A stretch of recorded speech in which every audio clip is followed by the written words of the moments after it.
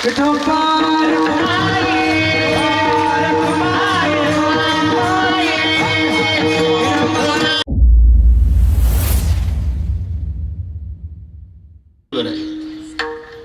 मागणं आली गंगा आणि बसली तुझ्या पप्पाच्या डोक्यावर. गंगा डोक्यावर आहे. अरे हे बरं वाटत नाही बाबा. तिला खाली उतरवत आहे. मग बटूचा वेश धारण करून गौतम ऋषीच्या आश्रमात प्रवेश मिळवला. जया नावाच्या दासीला गाय केलं. एक दिवस त्या गायीनं ती शेती फस्त केली. दर्भाची काडी गौतमानं फेकून मारली. गाय मरून पडली. गणपती बाप्पाने सांगितलं की एकच उपाय आहे, डोक्यावरची गंगा खाली आणल्यावर आंघोळ केल्याशिवाय तुम्हाला मुक्ती नाही. आणली खाली. ते गणपतराव समुदायाचा मालक. गण म्हणजे समुदाय, पती म्हणजे मालक. सगळ्या समुदायाचा मालक म्हणजे गणपती आहे. त्यांच्या दरबारात ही सेवा आहे. अभंग सर्वांच्या परिचयाचा दादा पाटील.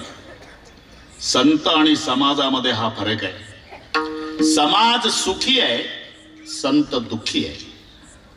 सुखिया सब संसार है, खावे और सोवे. दुखिया कबीर है, जागे और रोवे. हा फरक पहा. समाज सुखी का? जेवण करतो आणि झोपी जातो. औट हात का मानव देह अल्लाने तुझ दिला. औट हात का मानव देह अल्लाने तुझ दिला.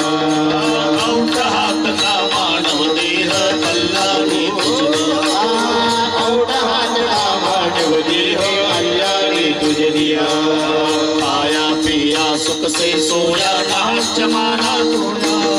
खाया पिया सुख से सोया ना जमाना खोया. खाया पिया सुख से सोया ना जमाना खोया. खाया पिया सुख से सोया ना जमाना खोया. चमतरा खावे तू क्या जाने लड़का में. चमका चमतरा खावे तू क्या जाने लड़का में. चमतरा खावे तू क्या जाने लड़का में. चमतरा खावे तू क्या जाने लड़का में. औट हात का मानव देह अल्लाने तुझ दिया. औट म्हणजे 3.5 होत्या बरं का अशोक पटेल. पूर्वी पाडे होते भालेकरजी. पाव की, नीम की, सवा की, 1.5 की, 2.5 की, हे जुडी मंडळी. औट की पूर्वी भाडे. औट एक औट, औट बे औट 7, 3 औट 10.5, 4 औट 14, 5 औट 17. घरी गेल्यावर हिशोब लावा. औट. औट हात का मानव देह म्हणजे 3.5 हाताचं शरीर प्रत्येकाला दिलं. 3.5 हाताचं म्हणजे या खड्यापासून या बोटापर्यंतच्या लांबीला हात म्हणतात. त्याच्या हाताने त्याचा देह मोजा. 3.5 हात भरतो. घरी गेल्यावर करा हा उद्योग. फक्त विनंती आहे, ज्याचा त्यानं. बुटक्या माणसानं उंच माणूस मोजला तर 5.25 भरल. उंच माणसानं बुटकं मोडलं तर 1.25 वर प्रकरण थांबल. म्हणून ज्याचा त्याचा. औट हात का मानव देह अल्लाने तुझ दिया. 3.5 हाताचं शरीर प्रभूने दिलं. कशा करता? देवे दिला देह भजना गोम. मग झालं काय? खाया पिया सुख से सोया नाहक जमाना खोया. म्हणून सुखिया संसार, खावे और सोवे. जेवण करतो आणि झोपी जातो.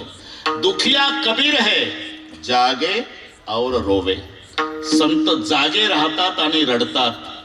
रडतात का? अति जलद गतीनं अधोगतीला जाणाऱ्या जीवाचं कसं होईल म्हणून रडतात. बुडता हे जनन देखवी डोळा. जनन देखवी डोळा. जनन देखवी डोळा. जनन देखवी डोळा.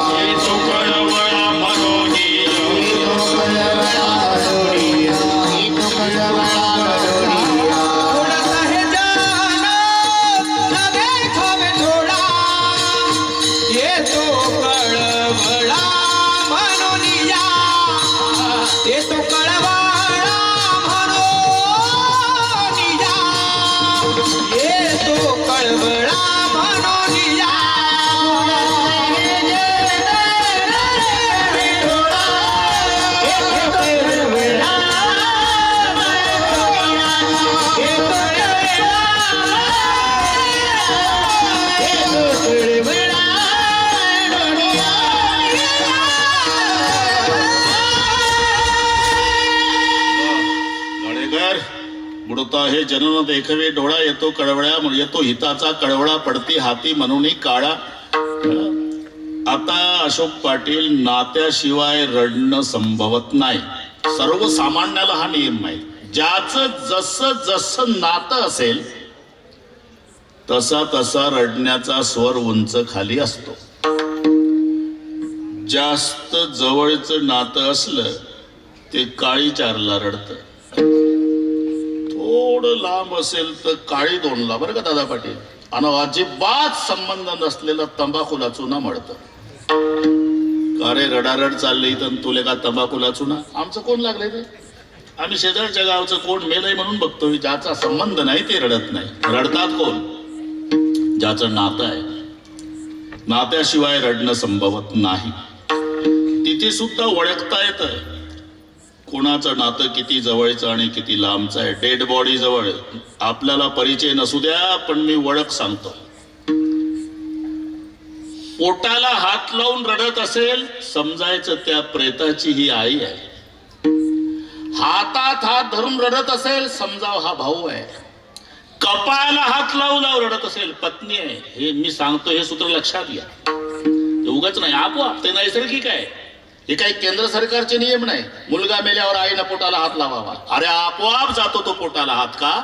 तिला आठवण येते लेकरा या पोटात 9 महिने 9 दिवस ठेवला होता तुला. अपेक्षा एवढीच होती तुझ्या खांद्यावर जायला मिळावं. माझ्या आधी गेलास म्हणून. पेट पकड कर माता रोवी बाह पकड कर बाई. पेट पकड कर माता रोवी बाह पेट पकड कर माता रोवी बाह पकड कर बाई. पेट पकड कर माता रोवी बाह पकड कर बाई. लपट सपट कर तिरिया रोवे हंसा खेला जाई. मन भूला भूला फिरे जगत में कैसा नाता है. मन भूला भूला फिरे जगत में कैसा नाता है. मन भूला भूला फिरे जगत में कैसा नाता है. मन भूला भूला फिरे जगत में कैसा नाता है. कैसा नाता है जगत में कैसा नाता है. कैसा नाता है जगत में कैसा नाता है. मन भूला भूला फिरे जगत में कैसा नाता है. मन भूला भूला फिरे जगत में कैसा नाता है. मन भूला भूला फिरे जगत में कैसा नाता है. मन भूला भूला फिरे जगत में कैसा नाता है.